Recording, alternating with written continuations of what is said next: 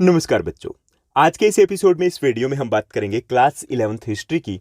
और class 11th history की हमारी एनसीईआरटी की सीरीज है, उसको हम स्टार्ट करने जा रहे हैं। यानी कि आज से हम हिस्ट्री की सीरीज है जो एनसीईआरटी बेस्ड है, उसको भी हम शुरू करने वाले हैं।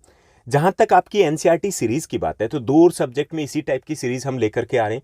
एक तो क्लास 11th जियो और दूसरी क्लास 11th पॉलिटिकल साइंस की। तो उनके काफ़ी सारे चैप्टर्स ऑलरेडी हम शेयर कर चुके हैं। अगर आपने उन वीडियोज़ को नहीं देखा है तो आपको क्या करना है, आपको प्लेलिस्ट में जाना और प्लेलिस्ट में आपको क्लास 11th ज्योग्राफी और क्लास 11th पॉलिटिकल साइंस की सेपरेट प्लेलिस्ट मिल जाएगी, जहां से आप उन वीडियोस को एक्सेस कर सकते हो। इस एनसीईआरटी सीरीज में हम करते क्या, थोड़ा सा जान ले। ये जो हमारी एनसीईआरटी सीरीज है, इसमें हम आपके एनसीईआरटी बुक के चैप्टर्स को, जो कि थोड़े से टफ लैंग्वेज में होते हैं, डिफिकल्ट उसमें वर्ड्स यूज किए जाते हैं, उसको हम इजी लैंग्वेज में आपके साथ शेयर करते हैं। ओके।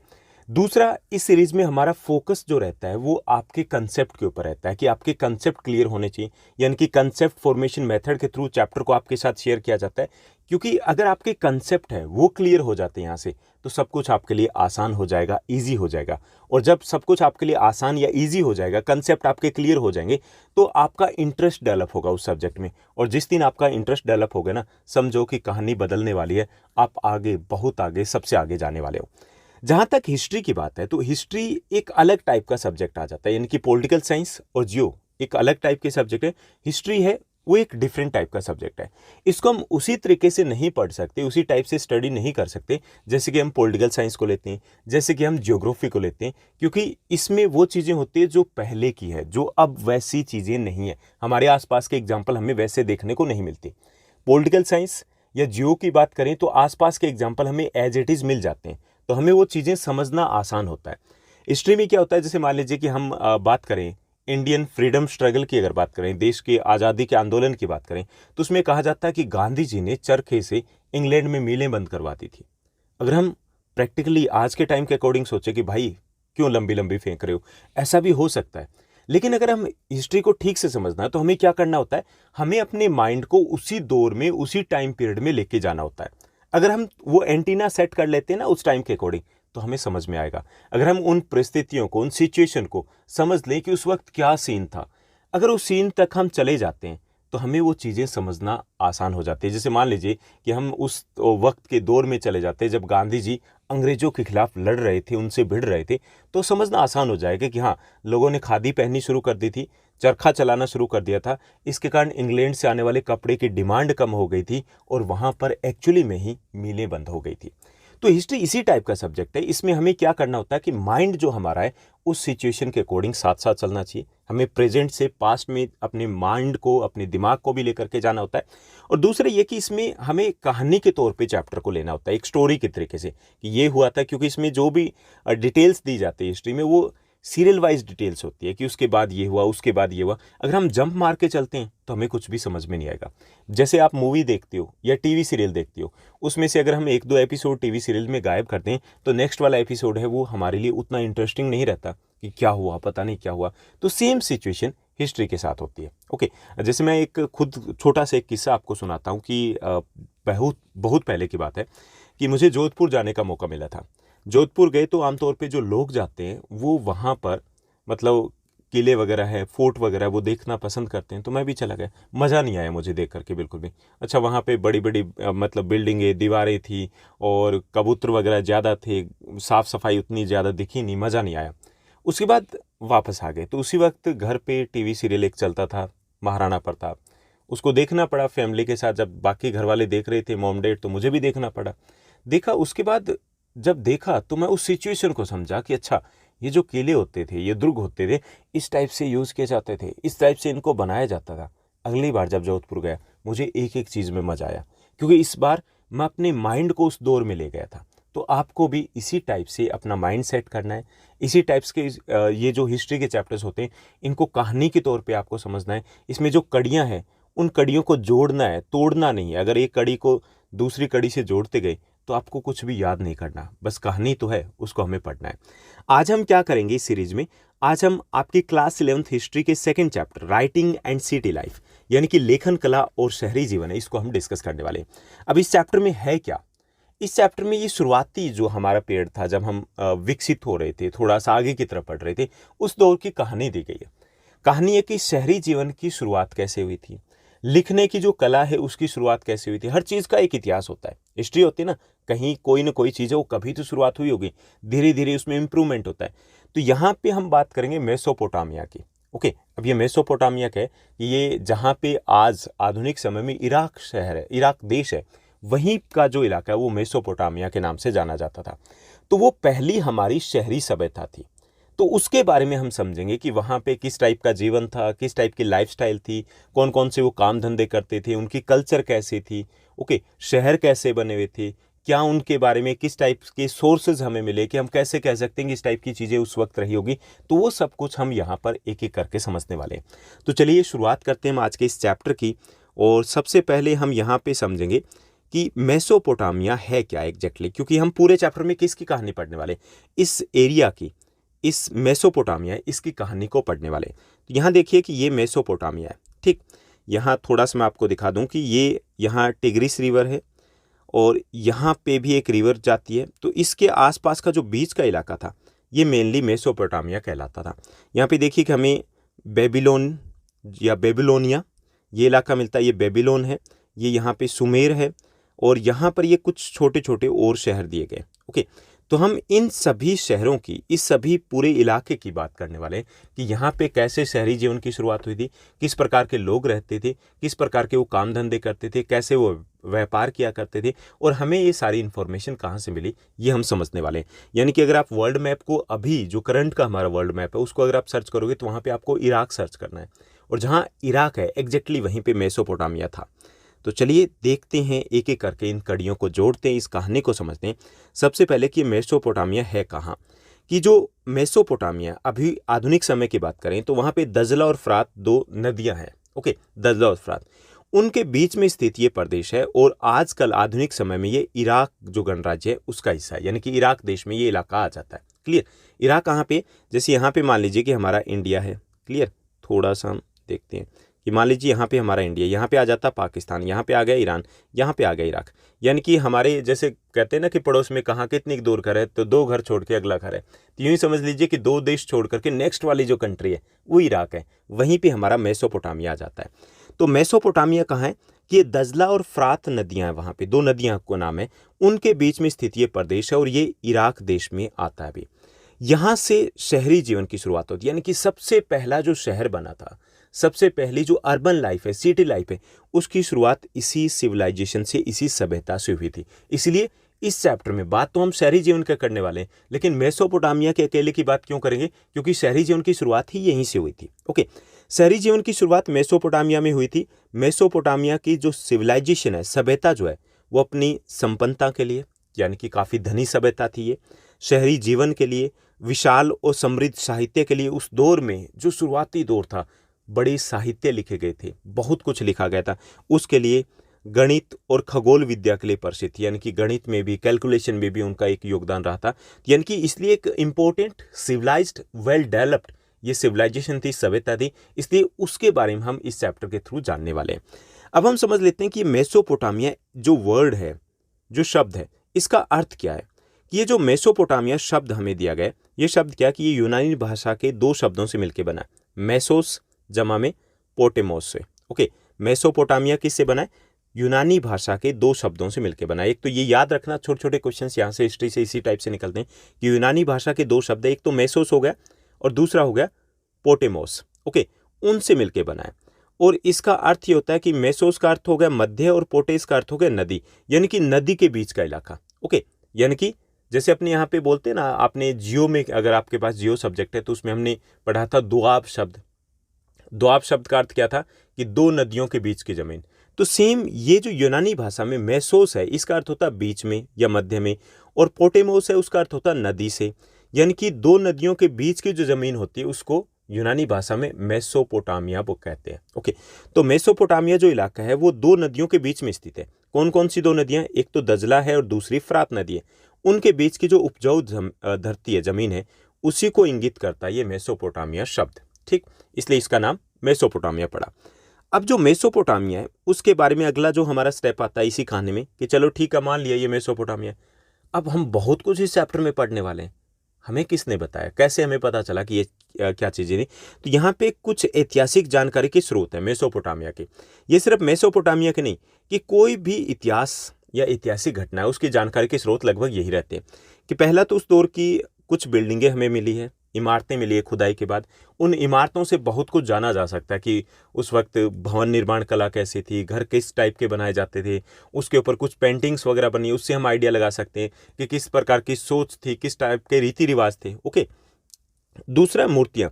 उस दौर की काफ़ी सारी मूर्तियाँ भी मिली है, वो लोगों की आस्था के बारे में, लोगों की कला के बारे में, उसके बारे में हमें जानकारी देती है। तीसरा है कब्रें। काफ़ी कब्रें हैं उनकी खुदाई हुई, तो उन कब्रों के साथ प्राचीन समय में खास तौर पे अगर बात की जाए तो उस साइड में, जैसे हम मिस्र की बात करते हैं, तो उस साइड में ऐसा कल्चर था कि जो दफनाया जाता था उसके साथ कुछ बर्तन वगैरह, कुछ इस प्रकार की वस्तुएं भी दफनाई जाती थी। उससे भी एक आइडिया लगता है कि उनकी सोच क्या थी, किस टाइप से वो रीति रिवाज उनके रहे होंगे। और उन बर्तन इत्यादि शव के साथ जो मिलते हैं कब्रों को खुदाई के बाद, तो उससे भी बहुत कुछ हमें आइडिया मिल जाता है। चौथा जो स्रोत है जिससे हमें पता चलता है कि क्या था, वो उस दौर के आभूषण मिले हमें, मेटल्स के। तो जो आभूषण मिले, उन आभूषणों से भी अंदाजा लगाया जाता है, क्योंकि आभूषणों में जो डिजाइन जब भी होते हैं वो उस दौर को इंगित करते हैं कि उस दौर में क्या चल रहा था, कैसे रीति रिवाज थे, किस प्रकार की आस्थाएं थी, किस प्रकार की मान्यताएं थी, क्या सजना संवरना उस वक्त भी इतना इंपॉर्टेंट था, तो उससे भी हमें आइडिया मिलता है। इसके साथ साथ औजार मिले हैं। औजार से आइडिया मिलता है कि वो कितना डेवलप्ड सभ्यता थी। यानी कि औजार साधारण है तो इसका मतलब ये था कि कोई खास विकसित नहीं थी। अगर विशेष प्रकार के औजार मिलते तो हमें एक आइडिया लगता है कि अच्छा, जब जीवन की शुरुआत हुई थी उससे बहुत आगे नहीं निकले थे, उस वक्त इस टाइप के औजार वहां मिले, इसका मतलब वो विकसित थे, काफी एडवांस कल्चर थी। और एग्जैक्टली ऐसा ही कुछ मेसोपोटामिया के बारे में। ऐसे ही उस दौर की कुछ मुद्राएं भी मिली है। मुद्राएं हैं, चिन्हित हैं, उनके ऊपर कुछ पिक्चर वगैरह बने हुए। तो उस मुद्राओं से भी हम आइडिया लगाते हैं कि कितना सिस्टमेटिक तरीके से वो चलता होगा। कि जिस दौर की आज हम बात करते हैं कि सिक्के ऐसे होते हैं, उसमें कुछ चिन्हित होता है, तो उसी टाइप के सिक्के, मुद्राएं उस दौर में हुआ करती थी। तो उससे भी हमें काफ़ी कुछ जानकारी मिलती है। उसके ऊपर कुछ लिखा होता है तो उससे भाषा संबंधी जानकारी मिलती है। अगर भाषा को पढ़ा जाए तो उससे हमें बहुत सारी और जानकारी मिल जाती है कि इस टाइप के लोग यहाँ पे शासक रहे होंगे। ऐसे ही मिट्टी की पट्टिकाएं मिली है जिनके ऊपर बहुत कुछ लिखा हुआ है, तो वो भी एक महत्वपूर्ण स्रोत है जिससे हमें मेसोपोटामिया के बारे में जानकारी मिलती है। और एक हो गए लिखित दस्तावेज। जो लिखित दस्तावेज जो धातु पत्र के ऊपर है इस टाइप के, तो वो अभी भी सुरक्षित है। तो उनसे भी काफ़ी हद तक हमने सूचनाएं प्राप्त की है।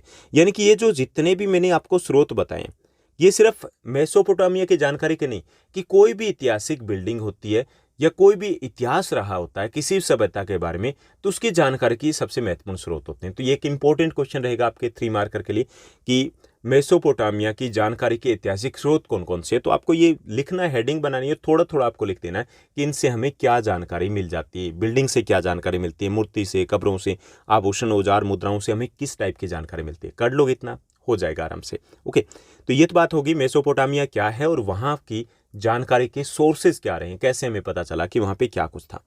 अब हम थोड़ा सा जान लेते हैं वहाँ की भाषा के बारे में कि वहाँ की भाषा क्या रही थी उस दौर की। उस दौर की जो भाषा थी वो थी सुमेरियन भाषा, कि सबसे पहले वहाँ के लोग सुमेरियन भाषा को बोलते थे। उसके बाद क्या हुआ कि समय के साथ साथ थोड़ा सा बदलाव हुआ, वहाँ पे अक्ती भाषा है वो महत्वपूर्ण हो गई। बाद में वहाँ पे आरमाइक भाषा है वो बोली जाती थी।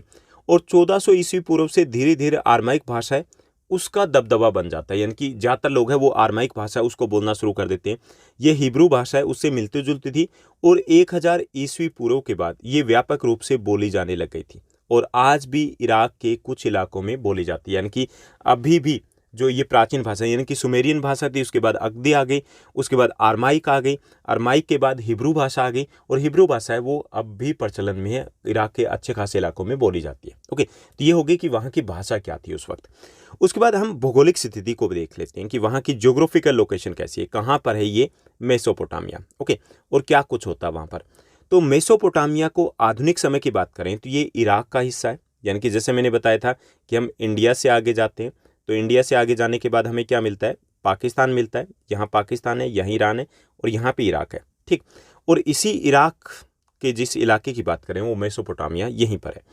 इसके शहरीकृत जो दक्षिणी भाग को सुमेर कहा जाता है, सुमेर और अकद कहा जाता है। यानी कि ये जो मेसोपोटामिया था इसका जो दक्षिणी भाग था उसको सुमेर और अकद कहा जाता था। बाद में इसका नाम बेबीलोनिया हो गया था। पहले इसको सुमेरिया अकद कहा जाता था, बाद में इसका नाम रख दिया गया था बेबीलोनिया। ओके, और बेबीलोन वहाँ का एक महत्वपूर्ण शहर बन गया था। इसके उत्तरी भाग को असीरियाई के कब्जा होने के बाद एसीरिया कहा जाने लग गया। ओके, नॉर्दर्न पार्ट को, यानी कि साउदर्न पार्ट बन गया था बाद में बेबीलोनिया, और उत्तरी जो पार्ट था उसको असीरिया कहा जाता था। ओके, याद रह जाए ना, यानी कि दो भागों में ये बंटा हुआ था उस वक्त। इस सभ्यता में शहरों के निर्माण की अगर बात करें तो ईसा से 3000 वर्ष पूर्व, यानी कि आज से अगर बात करें तो लगभग 5000 साल पहले वो शहरों का निर्माण होना शुरू हो गया था। और उनमें से जो सबसे महत्वपूर्ण शहर थे, इंपॉर्टेंट रहेगा ये क्वेश्चन आपके लिए, कि सबसे महत्वपूर्ण शहर कौन से थे, तो उस दौर के जो सबसे इंपॉर्टेंट सिटीज जो थी वो थी उरुक, उर और मारी। उरुक, उर और मारी, ये तीन प्रमुख शहर हुआ करते थे जो मेसोपोटामिया कल्चर थी उस समय में। ठीक समझ में आ रहा है ना, यानी कि लगभग आज से 5000 वर्ष पूर्व, ईसा से 3000 वर्ष पूर्व है, उस वक्त शहरों का निर्माण होना शुरू हुआ था, और उसमें उरुक, उर और मारी इसके प्रसिद्ध शहर थे। यहाँ पे स्टेपी घास के मैदान थे, क्योंकि हम भौगोलिक स्थिति की बात करें नहीं, और क्या क्या था, स्टेपी घास के मैदान उस वक्त थे, अब भी है। इसलिए पशुपालन है वो खेती की तुलना में आजीविका का ज़्यादा महत्वपूर्ण साधन रहा है हमेशा से वहाँ पे उस इलाके में। अतः यहाँ पे कृषि, पशुपालन और व्यापार, ये आजीविका के विभिन्न साधन आज भी हैं और उस वक्त दौर में भी रहे थे। लेकिन उस दौर में कृषि के साथ साथ पशुपालन है वो भी किया जाता रहा था, क्योंकि वहाँ पे घास के मैदान थे, अच्छा खासा इलाका है जहाँ पर पशुपालन किया जा सकता है।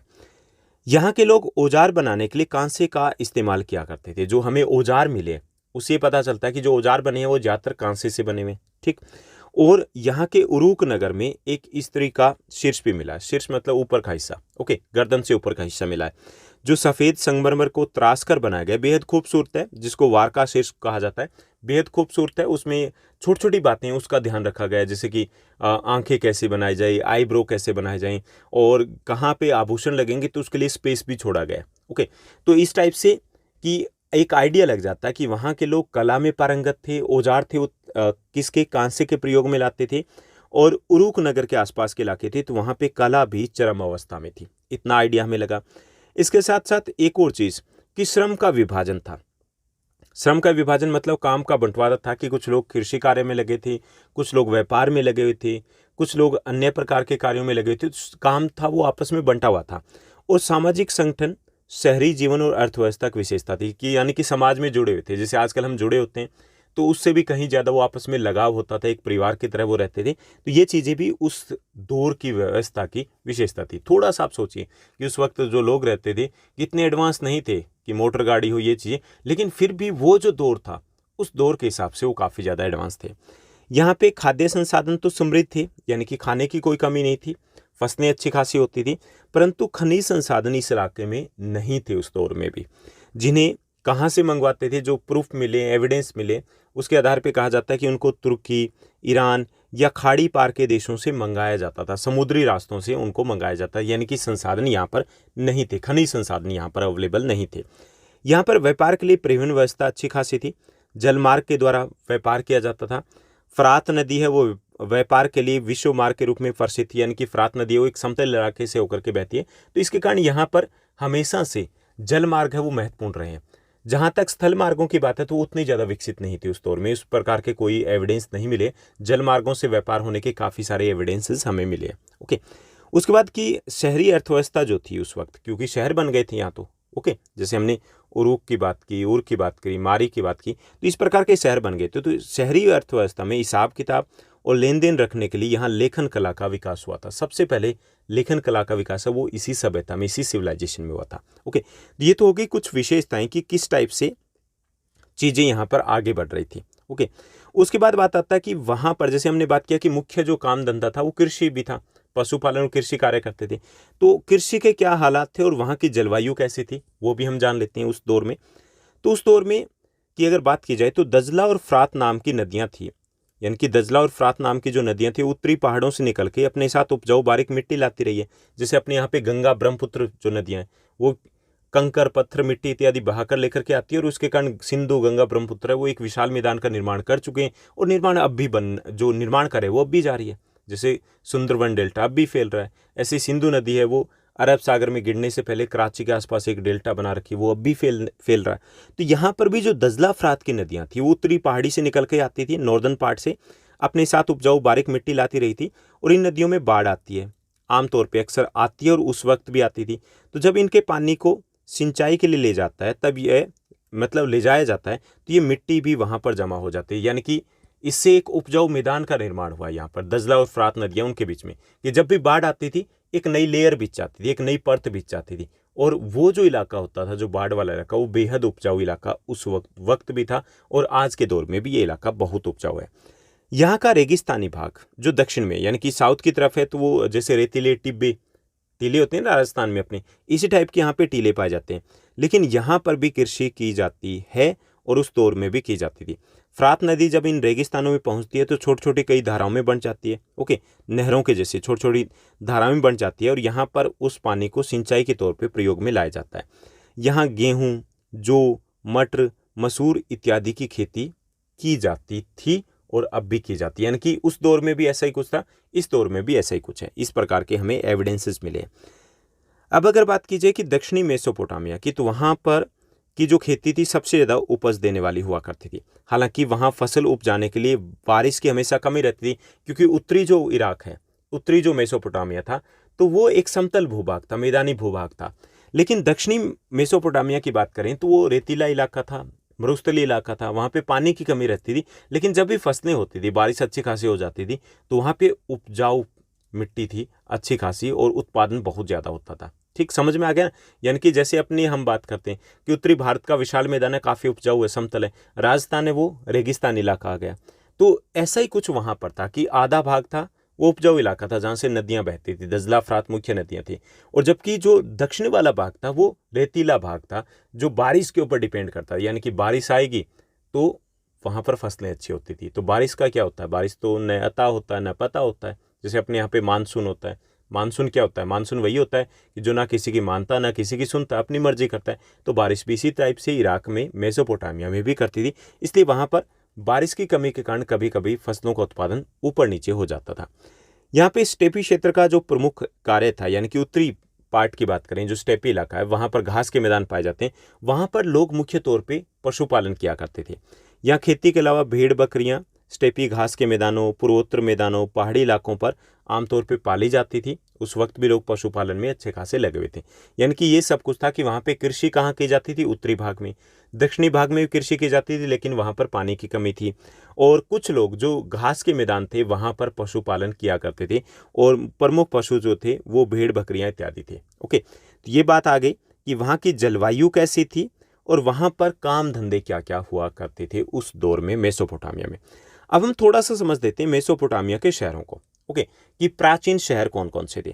तो इस सभ्यता में, जैसा कि हम पहले भी डिस्कस कर चुके हैं, बात कर चुके हैं, कि जो शहर हैं उनके निर्माण का कार्य 3000 ईसा पूर्व हुआ था। यानी कि आज से लगभग 5000 साल पहले वहाँ पे शहर बनने शुरू हुए थे। ओके, और 3 प्रमुख शहर थे। कौन कौन से? उरुक, उर और मारी। उरुक, उर और मारी। ठीक समझ में याद आ गए, याद रखना अच्छे तरीके से, क्योंकि इंपॉर्टेंट है। तो उस वक्त 3 प्रमुख शहर थे, उरुक, उर और मारी। ठीक, यहाँ पे उर नगर है, उसमें नगर नियोजन पद्धति का अभाव था। यानी कि नगर नियोजन क्या होता है, जैसे आप देखते होंगे सेक्टर वगैरह, दिल्ली की अगर बात करें तो दिल्ली में आप देखते होंगे सेक्टर, या फिर जो वेल एस्टेब्लिश्ड, अगर हम रोहिणी की बात करें, द्वारका की बात करें, या किसी भी शहर में है, तो वहाँ पे जो सेक्टर देखते हो कैसे होते हैं, प्लांट तरीके से होते हैं ना, सीधी गलियाँ होती है, लाइन में घर होते हैं। लेकिन जो उर नगर था वहाँ पे नगर नियोजन पद्धति नहीं थी, प्लांट वे से वो बसा हुआ नहीं था। यानी कि घर जैसे बन गए, कुछ इधर बन गए, कुछ इस साइड बन गए, इस टाइप से थे, तो उसमें प्लानिंग नहीं थी। गलियां यहाँ पे कैसी थी, टेढ़ी मेढ़ी थी, संकरी पतली गलियां थी। जल निकासी की भी अच्छा बंदोबस्त नहीं था, जैसे हम गांव में देखते हैं, या फिर जो गंदी बस्तियों हम देखते हैं कि वहाँ पे सही तरीके से नहीं बसाया जाता प्लानिंग के साथ। तो ऐसा ही कुछ हाल वहाँ के उर शहर का था।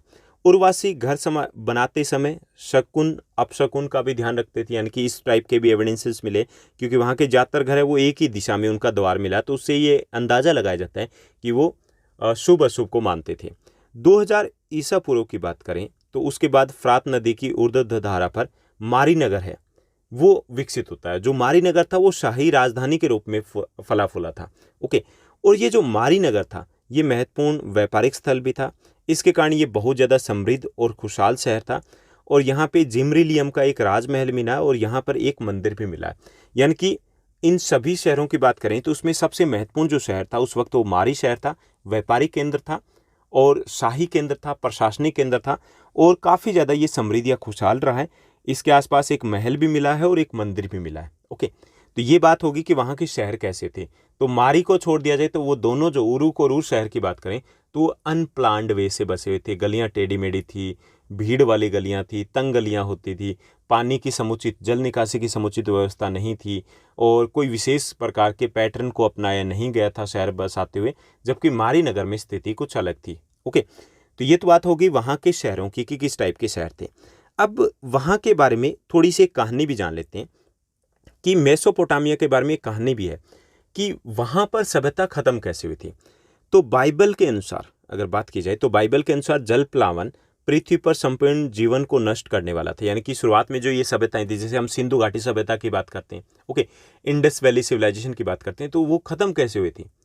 अलग अलग विद्वान अलग अलग राय देते हैं, लेकिन ज्यादातर विद्वानों को यह मानना है कि परमेश्वर ने, ऊपर वाले ने जल प्लावन के बाद यानी कि यूँ कह सकते हैं कि वो सभ्यताएं सारी नष्ट हुई थी। यानी कि भयंकर बाढ़ आई होगी, भयंकर बारिश हुई होगी, तो उससे ये सभ्यताएं, ये सिविलाइजेशन खत्म हुई थी। लेकिन ऊपर वाले ने इस टाइप से जल प्लावन के बाद भी पृथ्वी को सुरक्षित रखने के लिए, पृथ्वी पर, धरती पर जीवन को सुरक्षित रखने के लिए नोआ नाम के एक मनुष्य को चुना था। यानी कि ऐसा बाइबल में लिखा हुआ है कि नोआ नाम के एक व्यक्ति को चुना था। नोआ ने एक बहुत विशाल नाव बनाई, उसमें सभी जीव जंतुओं को का एक एक जोड़ा रख लिया और जब जल प्लावन हुआ तो बाकी सब कुछ नष्ट हो गया, पर नाव में रखे सभी जो जोड़े थे वो सुरक्षित बच गए थे।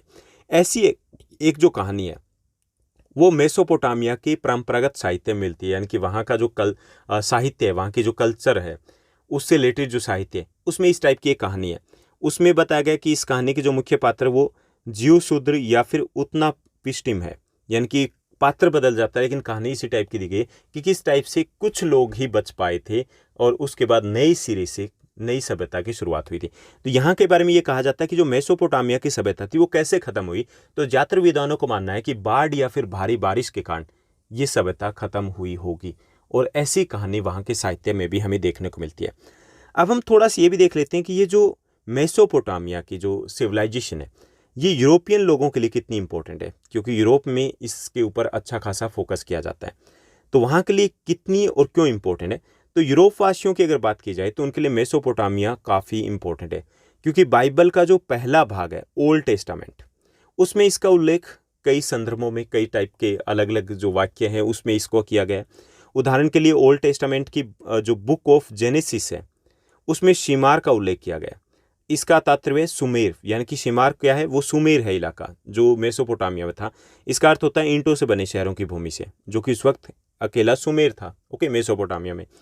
यूरोप के यात्री और विद्वान जो थे वो मेसोपोटामिया को एक तरह से अपने पूर्वजों की भूमि मानते थे। ये भी माना जाता है कि जो यूरोपवासी है उनकी वो यहीं से जाकर के उस जगह पे बसे हुए हैं, ऐसा भी माना जाता है। और जब इस क्षेत्र में पुरातत्वीय खोज की शुरुआत हुई थी तो ओल्ड टेस्टामेंट के जो सत्य है, जो कुछ कहा गया था उसको सिद्ध करने का प्रयास भी किया गया था। यानी कि यूरोपवासी है वो भी ये मानते हैं कि यूरोप के जो लोग हैं उनकी सभ्यता का कहीं ना कहीं मेसोपोटामिया की सिविलाइजेशन से लेना देना है, ओके, और इस बात को प्रूव करने की कोशिश भी की जाती रही है। ओके, तो ये सब कुछ हो गया। थोड़ा चीज़ें हम समझ लेते हैं कि ये चीज़ें भी इस टाइप से चल रही थी और इस टाइप से इसको इम्पोर्टेंट माना जाता है। इंडस वैली सिविलाइजेशन से ज़्यादा महत्वपूर्ण समझा जाता है मेसोपोटामिया सिविलाइजेशन को यूरोपियंस के द्वारा। अब हम बात कर लेते हैं यहाँ के लेखन प्रणाली की। ओके, यहाँ पे हम शहरों वगैरह की तो बात कर चुके हैं कि इस टाइप से शहर होते थे, इस टाइप की सभ्यता होती थी। लेखन प्रणाली क्या होती थी यहाँ की, वहाँ के अगर लोगों की बात की जाए तो ऐसा लगता है, जो खुदाई से हमें जो भी एविडेंस मिले, कि वहाँ के लोग ज़्यादा पढ़े लिखे नहीं थे। ओके, और पढ़ना लिखना उतना आसान भी नहीं था। तो और क्या क्या विशेषताएं थी वो देखते हैं कि वहाँ पर ध्वनि के लिए किलाक्षर या किलाकार चिन्ह का प्रयोग किया जाता था, यानी कि लिखने के लिए चिन्हों का प्रयोग किया जाता था। और ये अकेला व्यंजन या स्वर नहीं होता था, बल्कि एक विशेष प्रकार के संकेत को ये दर्शाते थे। ओके, और इससे क्या होता था कि अक्षर बहुत ज़्यादा बन गए थे। जैसे अल्फ़ाबेट की बात करते हैं ना, 26 इंग्लिश में, ओके, तो वहाँ पे जो अल्फ़ाबेट्स जो थे वो बहुत ज़्यादा हो गए थे। अलग अलग ध्वनियों के लिए अलग अलग चिन्ह होते थे, जिसके कारण लिपिक को सैकड़ों चिन्ह सीखने पड़ते थे। तो सोचिए कि इस इतने प्रकार के जब सैकड़ों चिन्ह सीखने पड़ते थे तो लिखना या पढ़ना इतना आसान नहीं था, इसलिए वहाँ पे लोग कम पढ़े लिखे थे। सूखने से पहले उन्हें गीली मिट्टी पर लिखा होता था, यानी कि गीली मिट्टी पर उनको लिखा जाता था, क्योंकि पेपर का आविष्कार उस वक्त तक नहीं हुआ था। और लिखने के लिए कुशल व्यक्ति है उसकी आवश्यकता होती थी। और इसमें विशेष भाषा विशेष की ध्वनियों को एक दृश्य के रूप में देना होता था ताकि लोग आसानी से इसको समझ पाएं। यानी कि ये वहाँ की लेखन कला की विशेषता थी। यानी कि इसमें पहली विशेषता ये थी कि जो उस वक्त जो लेखन कार्य था वो काफ़ी क्लिष्ट था। उसमें बहुत सारे अक्षर होते थे, अलग अलग अक्षरों और ध्वनियों के लिए अलग चिन्हों का प्रयोग किया जाता था और उसको याद करना इतना आसान नहीं था, इसलिए वहाँ पे कम पढ़े लिखे लोग होते थे और इनको गीली मिट्टी के ऊपर लिखा जाता था। उसके बाद इसको सुखाया जाता था और लिखने के लिए हमें एक्सपर्ट स्किल पर्सन की आवश्यकता पड़ती थी। और यहाँ पर जो भाषा विशेष है उसकी ध्वनियों के लिए चिन्हों का बड़े मात्रा में प्रयोग किया जाता था। यानी कि इस टाइप की कॉमन सी चीज़ें लिख सकते हो, यानी कि बड़ी लंबी चौड़ी लैंग्वेज थी, क्लियर। उसमें काफ़ी सारी ध्वनियों का प्रयोग किया जाता था, उसके लिए चिन्ह ज़्यादा आते थे। पढ़ना समझना सीखना इतना आसान नहीं था, उस वक्त पढ़े लिखे लोग भी कम थे। जो लिखते थे तो वो एक्सपर्ट हुआ करते थे, लेकिन लिखना भी इतना आसान नहीं हुआ करता था। और ज़्यादातर जैसे या तो धातु के ऊपर लिखा जाता था या फिर मिट्टी के ऊपर लिखा जाता था। ओके, तो ये थी वहाँ की लेखन कला की विशेषता कि इस टाइप से वो उस सभ्यता के लोग लिखा करते थे। अब जो लेखन कला का विकास कैसे हुआ उसके बारे में हमें कुछ प्रूफ एविडेंस मिले कि मेसोपोटामिया में जो पहली पट्टिकाएं पाई गई है वो लगभग 3200 ईस्वी पूर्व की, यानी कि जब नगरीकरण की शुरुआत हो रही थी, वहाँ पे शहर बनने शुरू हुए थे, उससे थोड़ा पहले समय की है। यानी कि उस वक्त जैसे जैसे शहर विकसित हुए वैसे वैसे वहाँ पे लेखन कला भी विकसित हुई थी। वहाँ बैलों, मछलियों, रोटियों इत्यादि की लगभग 5000 सूचियाँ भी मिली है, जो वहाँ की दक्षिणी शहर उरुक के मंदिरों में जाने वाली और वहाँ से बाहर जाने वाली चीज़ों की हुई। यानी कि वहाँ पे उरुक शहर है, उसके आसपास के इलाकों में कुछ लिस्टें मिली है। उन लिस्टों में क्या है, नाम दिए गए हैं कि जो वस्तुएं उस शहर में आती थी, जो वस्तुएं उस शहर से बाहर जाती थी, 5000 के आसपास वस्तुओं के नाम है। इससे आइडिया लगाया जाता है कि अगर उस वक्त के ये लिखे हुए हैं कि 5000 वस्तुओं के नाम, तो मतलब लेखन कला वो शहरीकरण से थोड़ी पहले विकसित हो गई होगी। ओके, ये एक अनुमान लगाया जाता है। वहाँ स्पष्ट है लेखन कार्य तभी शुरू हुआ जब समाज को अपने लेन देन का स्थायी हिसाब रखने की जरूरत पड़ी। यानी कि लेखन कार्य कब शुरू हुआ, जब जो व्यापार काफ़ी अच्छा खासा फैल गया था, लंबा चौड़ा हो गया था। उन्हें महसूस हुआ कि भाई हिसाब रखना तो बड़ा मुश्किल हो गया, क्या किया जाए। तो वो लेखन कला की आवश्यकता महसूस हुई। उसके बाद धीरे धीरे लेखन कलाएँ वो विकसित होती गई।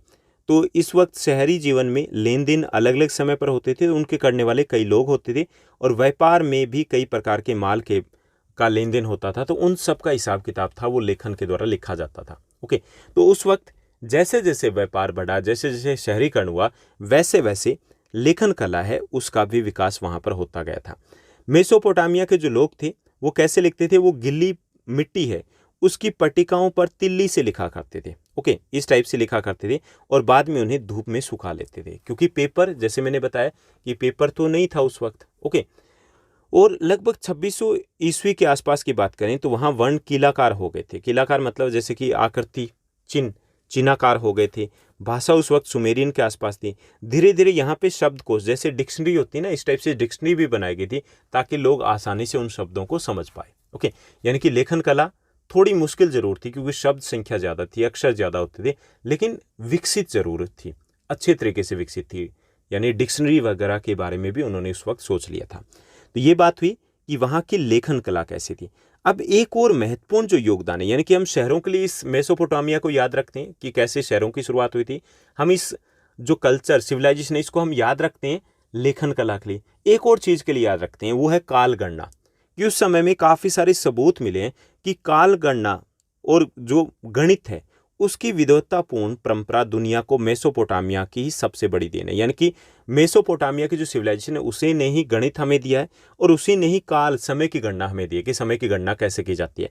कि उस सभ्यता के लोग गुणा, भाग, वर्गमूल, चक्रवृद्धि ब्याज, इन सभी चीज़ों से परिचित थे बहुत पहले। ओके, और समय की गणना के लिए यहाँ के लोगों ने एक वर्ष को 12 महीनों में बांट रखा था, एक महीने के 4 लगभग सप्ताह में बांट रखा था, एक दिन में 24 घंटों में बांट रखा था, एक घंटे को 60 मिनट में बांट रखा था उस दौर में, सोचिए। यानी कि इसके लिए भी मेसोपोटामिया के सभ्यता को याद किया जाता है। तो ये भी एक इंपॉर्टेंट क्वेश्चन बन सकता है कि मेसोपोटामिया की सबसे महत्वपूर्ण देन में से क्या है। तो हम तीनों की, एक तो नगरीकरण, ओके, दूसरा वहाँ की लेखन कला और तीसरा हो गया वहाँ की काल गणना, वो इस सभ्यता की महत्वपूर्ण देन है। यानी कि उस समय भी उन्होंने ठीक तरीके से कैलकुलेट कर लिया था कि किस तरीके से वर्ष, महीनों, दिन या घंटों या मिनटों को हमें कैलकुलेट करना है। मेसोपोटामिया के अगर शहरों की बात करें, ऊपर हमने शहरों की विशेषता देख ली कि वहाँ के अगर शहरों की बात करें तो 3 प्रकार के शहर वहाँ पर हमें मिले हैं एविडेंस से। ओके, कितने टाइप के? 3 टाइप के मिले। पहले तो वो जो मंदिर के चारों ओर विकसित हुए शहर हैं वो मिले हैं। दूसरे वो जो व्यापार केंद्रों के रूप में विकसित हुए शहर मिले। और तीसरे वो जो शाही शहर है, यानी कि जो वहाँ के आसपास के जो राजा थे, सम्राट थे, तो उनकी राजधानी के तौर पे काम करते थे। तो 3 टाइप के, एक तो मंदिर के आसपास के शहर, एक व्यापारिक केंद्र के आसपास के शहर, और तीसरे टाइप के जो शहर मिले हैं वो शाही शहर है। ओके, तो ये भी एक क्वेश्चन बनता है कि किस टाइप के कितने प्रकार के शहर मिले। तो 3 प्रकार के शहर मिले। वहाँ के शहरों की बनावट कैसी थी? ओके, शहरों की तो हमने बात कर ली कि इस टाइप के शहर थे, लेकिन बनावट कैसी थी, कैसे बसे थे? कि शहर और नगर बड़ी संख्या में लोगों के रहने के स्थान ही नहीं होते थे। जब किसी अर्थव्यवस्था में खाद्य उत्पादन के अतिरिक्त अन्य आर्थिक गतिविधियां विकसित होती है तो एक स्थान पर जनसंख्या का घनत्व बढ़ जाता है और धीरे धीरे कस्बे, गांव से कस्बे बनते, कस्बों से शहर बनना शुरू हो जाते हैं। तो यहाँ पर भी ऐसा हुआ था कि ये जो शहर विकसित हुए थे वो विकसित हुए थे जैसे जैसे खाद्य उत्पादन बढ़ा, जैसे जैसे अन्य जो व्यापार वगैरह बढ़ा, अन्य गतिविधियां बढ़ी, तो जनसंख्या घनत्व बढ़ गया और इसके कारण वहां पर मेसोपोटामिया में कुछ शहर विकसित हुए थे। शहरी अर्थव्यवस्था में खाद्य उत्पादन के साथ साथ व्यापार, उत्पादन और तरह तरह की सेवाओं की भी महत्वपूर्ण भूमिका होती है और उस वक्त भी थी। यानी कि वहाँ पे शहर में रहने वाले लोग थे वो खाद्य उत्पादन से भी जुड़े हुए थे, व्यापार से भी जुड़े हुए थे, अन्य वस्तुओं के उत्पादन से भी जुड़े हुए थे, अन्य प्रकार की सेवाओं से भी जुड़े हुए थे। और नगर के जो लोग थे वो आत्मनिर्भर नहीं रहते, उन्हें नगर या गांव के लोग जो होते हैं उनके द्वारा उत्पादित वस्तुओं उनके ऊपर डिपेंड रहना होता है, क्योंकि शहर के जो लोग रहेंगे वो सारी चीज़ें आवश्यकताएं अपनी पूरी नहीं कर सकते। अनाज वगैरह की जो आवश्यकताएं वो गांव से ही पूरी होती है और उनमें इसी के कारण आपस में लेन देन रहता है। तो ये सारा जो लेन देन था, आपसी जो लगाव था, वो उस वक्त के शहरों में भी देखा गया कि शहर तो विकसित हो गए थे क्योंकि उसमें कई प्रकार के काम धंधे थे, लेकिन नगरों का गांवों से जुड़ाव बना रहा था क्योंकि सारी आवश्यकताएं वो अपने आप पूरी नहीं कर सकते थे। अब जो शहरी जीवन वहाँ का था उसकी विशेषताएं क्या थी, किस प्रकार का शहरी जीवन था, उसकी विशेषताएं जैसे हम पहले भी कर चुके हैं कि शहरी जीवन में श्रम विभाजन होता था, काम का बंटवारा किया था कि ये लोग इस टाइप का काम करेंगे, ये लोग इस टाइप का काम करेंगे। ओके, और विभिन्न कार्य से जुड़े लोग थे वो आपस में लेन देन के माध्यम से जुड़े हुए थे। ओके, काम धंधा अलग अलग बांट रखा था लेकिन आपस में जुड़े हुए थे। और शहरी विनिर्माताओं की बात करें तो उनके लिए ईंधन, धातु, विभिन्न प्रकार के पत्थर, लकड़ी इत्यादि जो जरूरी चीज़ें थी जो शहर के लोगों को चाहिए थी वो बाहर से आती थी, गाँव से आती थी। तो इस टाइप का शहर था। और बाकी चीज़ें भी आप इसमें मेंशन कर सकते हो कि शहर थे उसमें घनत्व ज़्यादा होता था और शहर में से कुछ शहर जो थे वो विकसित नहीं थे, प्लानिंग के साथ नहीं बसाए गए थे, गलियां तंग थी। ओके, टेढ़ी मेढ़ी गलियां थी। लेकिन कुछ शहर जैसे शाही शहर मारे की बात की जाए तो वो अच्छे तरीके से बसाए हुए शहर थे। तो वो चीज़ें यहाँ पर मेंशन की जा सकती है। अब थोड़ा सा हम ये भी देख लेते हैं कि व्यापार कैसा चलता था वहाँ का, किन किन वस्तुओं की, माल की आवाजाही वहाँ पर होती थी। तो मेसोपोटामिया के खाद्य संसाधन चाहे कितने भी समृद्ध रहे हों उसके यहाँ पे खनिज संसाधनों का अभाव था। पहले भी हम बात कर चुके हैं ना कि खनिज वहाँ पर नहीं मिलते थे। दक्षिण के अधिकांश भागों में औजार, मोहरें, मुद्राएं और आभूषण बनाने के लिए पत्थरों की कमी थी। वहाँ पे ना औजार थे, ना मोहरें मुद्राएं थी, ना आभूषण बनाने वाले पत्थर थे। इराकी खजूर और पॉपुलर के पेड़ों की लकड़ी, गाड़ियाँ और गाड़ियों के पहिए या नॉर्वे नावें बनाने के लिए जो कुछ खास अच्छी भी नहीं थी। यानी कि वहाँ पे इराकी खजूर या पॉपुलर 2 टाइप के पेड़ होते थे उस वक्त, तो उससे उनकी जो लकड़ी थी या उनसे बनी जो गाड़ियाँ थी या गाड़ियों के जो पहिए बनाए जाते थे या नावें बनाई जाती थी उनके लिए अच्छी नहीं थी। यानी कि एक तो खनिजों की कमी थी यहाँ पे, दूसरी कमी थी अच्छी क्वालिटी की इमारती लकड़ी की। तो औजार, पात्र या गहने बनाने के लिए कोई धातु भी वहाँ पर नहीं थी। ओके, यानी कि 3 चीज़ें नहीं थी। एक वहाँ पे खनिज पदार्थ उपलब्ध नहीं थे, कोई अच्छी धातु नहीं थी, नई अच्छी टाइप की लकड़ी वगैरह मिलती थी।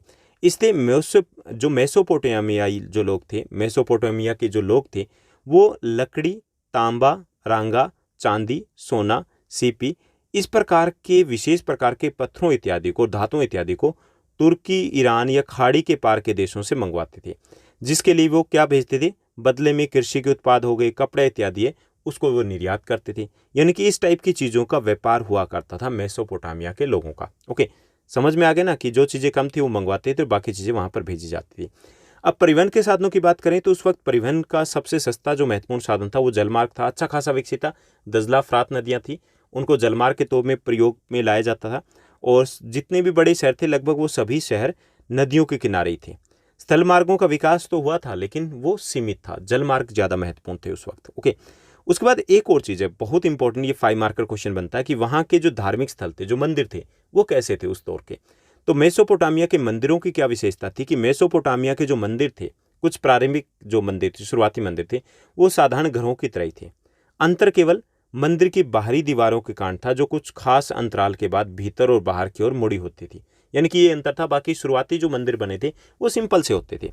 और उर्व यानी कि चंद्रमा और इनाना यानी कि प्रेम और युद्ध की देवी यहाँ के प्रमुख देवी देवता थे उस दौर में। ओके, यानी कि उर और इनाना जो प्रेम और युद्ध की देवी थी इनाना, और चंद्र जो देवता थे वो यहाँ के प्रमुख देवी देवता होते थे। और ये जो मंदिर थे वो कच्ची ईंटों से बने होते थे उस वक्त। इन मंदिरों में देवी देवता के निवास स्थान थे, जैसे उर में जो चंद्र देवता थे और इनाना जो प्रेम और युद्ध की देवी थी, उनके मंदिर हमें देखने को मिले। तो इस टाइप से मंदिर बने होते थे। ये मंदिर ईंटों से बनाए जाते थे और समय के साथ साथ ये बड़े होते गए, यानी कि शुरुआत में छोटे मंदिर देखने को मिले, लेकिन जो बाद के मंदिर हमें मिले वो काफ़ी बड़े आकार के मंदिर है, क्योंकि उनके खुले आंगनों के चारों ओर कई कमरे भी बने हुए हैं। इस टाइप के एविडेंसेस भी खुदाई से हमें मिले। ओके, यानी कि शुरुआती मंदिर छोटे थे, लेकिन बाद वाले मंदिर थे वो काफ़ी बड़े हो गए थे। कुछ प्रारंभिक मंदिर साधारण घरों से अलग किस्म के नहीं होते थे, क्योंकि मंदिर भी किसी देवता का घर ही होता था, तो उसको घर की तरह ही बनाया जाता था। मंदिरों की बाहरी दीवारें, जैसे हमने पहले बात की कि वो थोड़ी अंदर बाहर होती थी, जो उसको एक अलग लुक देती थी। तो ये आप विशेषताएं लिख सकते हो कि इस टाइप के मंदिर वहाँ पर होते थे। अब जो देव पूजा, जैसे हम पहले भी बात कर चुके हैं कि किस टाइप से, कि जो देवता की पूजा मंदिरों में कैसे की जाती थी, कि उनका केंद्रीय स्थान होता था, यानी कि मंदिर के बीचों बीच थी वो देव, जो भी जिसकी भी पूजा करते थे उनकी प्रतिस्थापित उनको किया जाता था। और लोग देवी देवता के लिए अन्न, दही, मछली इत्यादि वो लाते थे। और आराध्य देव सैद्धांतिक रूप से खेतों, मत्स्य क्षेत्रों और स्थानीय लोगों के पशुधन का स्वामी माना जाता था। लोग ये मानते थे कि हमारी रक्षा सुरक्षा जो करेंगे, हमसे जो जुड़े हुए हैं वो देवी देवता है। समय आने पर उपज को उत्पादित वस्तुओं में बदलने की प्रक्रिया, जैसे तेल निकालना, अनाज पीसना, काटना, ऊनी कपड़ों को बुनना इत्यादि जो काम थे वो मंदिरों के पास ही किए जाते थे। यानी कि मंदिर थे वो चाहे गांव में हो चाहे शहर में हो, वो बिल्कुल सेंटर के इलाकों में होते थे और उसके आसपास गतिविधियां, हलचल ज़्यादा हुआ करती थी। अभी हमारा लास्ट टॉपिक आएगा कि लास्ट टॉपिक है हमारा मेसोपोटामिया के शासक कौन कौन हुआ करते हैं, किस टाइप के फेमस शासक है जिनके बारे में हमें पता चला है। तो जब हम समय के विभाजन की बात करते हैं तो सिकंदर के उत्तराधिकारियों द्वारा जो अपनाया गया समय था, वहाँ से यह रोम और इस्लाम की दुनिया में और बाद में मध्य युगीन यूरोप में पहुंचा था। यानी कि जब हम बात करते हैं मध्यकालीन युग की, तो यहाँ पर जो शहर उस वक्त सिकंदर के टाइम में जो शहर थे, कुछ शहर उसी वक्त जो शहर थे वो उस वक्त विकसित हुए थे जब मेसोपोटामिया की सिविलाइजेशन थी। गिलगेमिश उरुक नगर का शासक था। जैसे कुछ शासकों की हम बात कर लेंगे, गिलगेमिश था, ये उरुक नगर का शासक था, महान योद्धा था जिसने दूर दूर तक अनेक प्रदेशों को अपने अधीन किया था। यानी कि शासकों की बात करें तो गिलगेमिश सबसे महत्वपूर्ण शासक था, जो उरुक नगर का शासक था, महान योद्धा था और काफ़ी बड़े इलाके पे उसने कब्जा किया था। असीरियाई शासक असूर बनीपाल, इसका भी जिक्र मिलता है हमें। उसने बेबोलेनिया से कई मिट्टी की पट्टिकाएं मंगवाकर निन्वे में एक पुस्तकालय स्थापित किया था, उनके बारे में चर्चा मिलती है। असूर बनीपाल थे, यानी कि उनको पढ़ाई लिखाई में या साहित्य में अच्छी खासी रुचि थी। उसके साथ साथ नेबोपोलासर ने 625 ईस्वी पूर्व में बेबीलोनिया को असीरियाई आधिपत्य से मुक्त किया था, तो उनके बारे में भी हमें विस्तृत वर्णन मिलता है, जो मेसोपोटामिया के शासक रहे। इसके साथ साथ 331 ईस्वी पूर्व सिकंदर से पराजित होने वाले, यानी कि पराजित होने तक बेबीलोन दुनिया का एक प्रमुख नगर था और नेबोनिडस स्वतंत्र बेबीलोन का अंतिम शासक था। यानी कि उसके बाद सिकंदर का दौर आ जाता है। तो यहाँ तक ये वर्णन आपके इस चैप्टर में दिया हुआ है। तो इसमें हमने छोटी छोटी चीज़ें की है, यानी कि उस वक्त मेसोपोटामिया में ऐसा क्या था, किस तरीके की सभ्यता विकसित हुई थी। तो कुछ छोटे छोटे से क्वेश्चन बनेंगे कि वहाँ की कृषि व्यवस्था कैसी थी, वहाँ की जलवायु कैसी थी, वहाँ की भौगोलिक अवस्था कैसी थी, वहाँ के मंदिर कैसे होते थे, वहाँ की भाषा क्या थी, वहाँ के प्रमुख शासक कौन से थे। तो इस टाइप के आपके 3 या 5 मार्कर के क्वेश्चन बनने वाले हैं। तो एक बार चैप्टर को अच्छे से सुन लिया, इट मीन्स दैट आपके सारे कंसेप्ट अच्छे से क्लियर हो गए। तो आपकी जो 11th क्लास की हिस्ट्री है उसमें इतना डिफिकल्ट कुछ नहीं दिया हुआ, कुछ नया नहीं दिया हुआ, ऐसी छोटी छोटी डिटेल्स दी हुई है। जैसे जैसे हम पढ़ते जाएंगे हमारा बेस क्लियर होता जाएगा, हमारा कंसेप्ट है वो क्लियर होता जाएगा। उम्मीद करता हूँ कि ये चैप्टर आपको अच्छे से समझ में आया होगा। अगर आपको ये वीडियो अच्छा लगा तो इस वीडियो को लाइक और शेयर जरूर कीजिएगा। और हाँ, जियो और पॉलिटिकल साइंस है उसकी सीरीज़ भी आ चुके हैं, उनके वीडियोज़ भी पब्लिश किए जा चुके हैं। अगर आपने उन वीडियोज़ को नहीं देखा तो आप प्लेलिस्ट में जा सकते हो और वहाँ से सर्च करके उन वीडियोज़ को एक्सेस कर सकते हो। आज के लिए बस इतना ही। Thank you, bye bye, have a nice day.